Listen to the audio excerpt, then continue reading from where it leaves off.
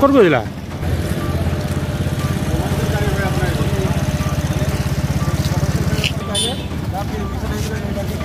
আৰু ইয়াৰ পৰা আপুনি আগত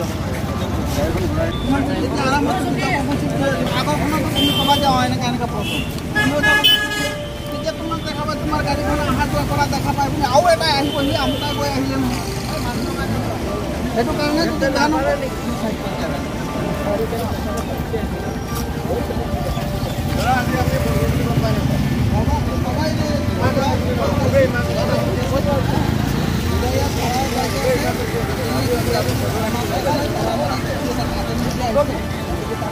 বকুলিয়াতহে আছে ঘৰত নহয় ঘৰত আছিলে বোলে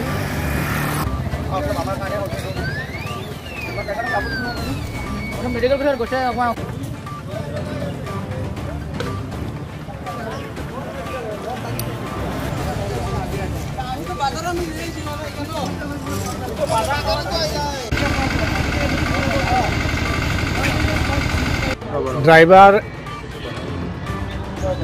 ড্ৰাইভাৰ এছ'চিয়েশ্যনৰ পৰা অল অসম বন্ধ দিছে আৰু আমি এইটো বন্ধটো মানি আছোঁ। কাৰণটো হ'ল কি আজি চৰকাৰে ড্ৰাইভাৰবিলাকৰ ওপৰত যিটো আইন জাপি দিছে সেইটো আমি মানি নলওঁ। প্ৰথম কথা হ'ল কি, দ্বিতীয় কথা হ'ল কি আজি বন্ধটো 48 ঘণ্টা বন্ধটো অল অসমে মানি আছে, কিন্তু আমি শান্তিপূৰ্ণভাৱে আমাৰ বকুলীয়া এছ'চিয়েশ্যনৰ পৰা আমি বন্ধটো মানি আছোঁ। কাৰণটো হ'ল কি আজি চৰকাৰে যিটো আইন বনাইছে যে এজন ড্ৰাইভাৰে এক্সিডেণ্ট কৰাৰ পিছত 10 বছৰৰ জেল কাটিব লাগিব, 7 লাখ টকা ফাইন দিব লাগিব। গতিকে এইটো আমি মানি নলওঁ। কি কাৰণে মানি নলওঁ? চৰকাৰে আমাক ড্ৰাইভিং লাইচেঞ্চ দিছে, গাড়ীৰ কাগজ পত্ৰ দিছে, আমি এইকাৰণে আমি মানি নলওঁ। যদি আমি মদ খাই কিবা নেশা কৰি যদি আমি গাড়ী চলাওঁ, এক্সিডেণ্ট হয়, এইটো আমাক জেল দিয়ক, ফাঁচি দিয়ক, আমি মানি লওঁ।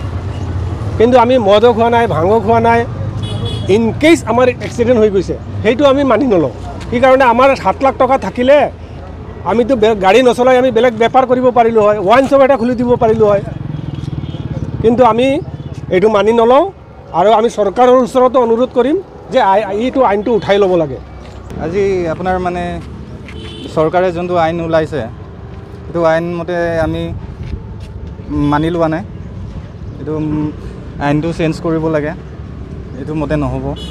কাৰণ আমি দিন হাজিৰা কৰা নিচিনা হৈ আছে। আমি ভাড়া পাওঁ সেইকেইটা যদি ইমান টকা থাকিলে আমি এনেকৈ দিন হাজিৰা নকৰোঁ, এইটোৱে আমি ভাল পোৱা নাই।